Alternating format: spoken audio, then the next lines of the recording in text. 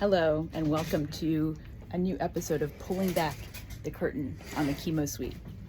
Here I am for infusion number 48 of, here's my little room. It's quite a nice one. It's very quiet today, even though it's very busy. Oh, and this is burner edition. So this is it's a really gray, rainy day in New York. So this is just a reminder of my week last week, and it also holds my hair up because I've kind of not rocking the Trixie from the Matrix cut very well because I have such thin hair and such short hair. So this actually has a dual purpose. So today on tap, we have the usual gemcitabine and cisplatin, and we'll get another drug called Imfinzi, which is an immunotherapy agent, which it so happens was just approved by the FDA for use in biliary tract cancers last week, which is significant because my insurance denied coverage of this drug. My insurance is federal employees Blue Cross Blue Shield. Even though this drug was shown last year to reduce the risk of death by 20% when combined with the chemotherapy that I have already, and the fact that it's been in use already for like bladder and lung cancer since like 2017. So I point this out not to go into this foray of like the unmitigated mess that is U.S. healthcare, but just to point out that if those are challenges I'm seeing, that it must be a wide swath of Americans that are experiencing hardship in these areas due to these for-profit insurance companies. And in fact, I just looked up a statistic which said that 4 in 10 U.S. adults have difficulty affording their insurance. So quick pivot to impermanence. Because Burning Man, which I did last week, is something that can never really be described, but I think through the lens of impermanence, we can try to get a sense. So impermanence is really at the root of Burning Man. It's 70,000 people that come together for an art fair at its base for 9 days and create an entire community based on principles like radical inclusion, participation, self-expression, communal effort, civic responsibility, and the like. And after 9 days, all the art is burned and a trace is not left. And although this festival gets a lot of bad rap for its more hedonistic aspects, I would argue that that's a very, very limited interpretation.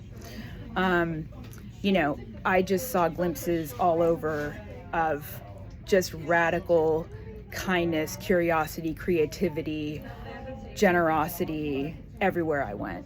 I was just humbled by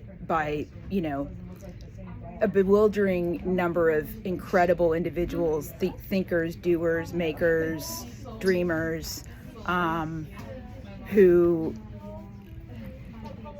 came together and created this event of such unprecedented beauty, awe, and scale. I mean, no one person will ever even have a real view of Burning Man because the scale is so incredible.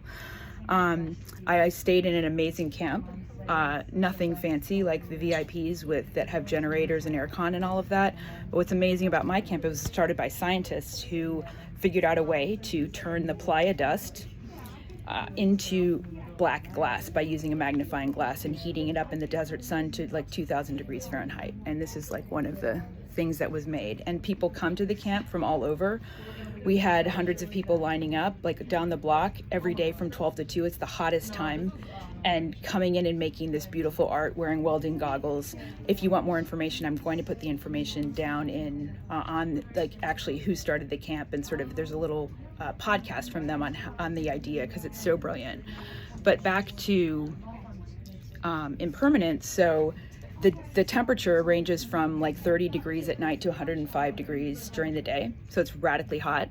The weather shifts are incredible, so I experienced that myself, having gone out just for a very relaxed few minutes on the playa with a friend. We were under an art exhibition, and then a sandstorm hit. It was a complete whiteout, and the entire exhibition actually collapsed. And I had to get back to camp, and I biked for like 2 hours in this, like, it felt like sandblaster on my skin. It was super, super daunting, and yet I felt so like. There was a moment at which I was scared I wouldn't make it, but I never felt so alive, like doing that kind of thing.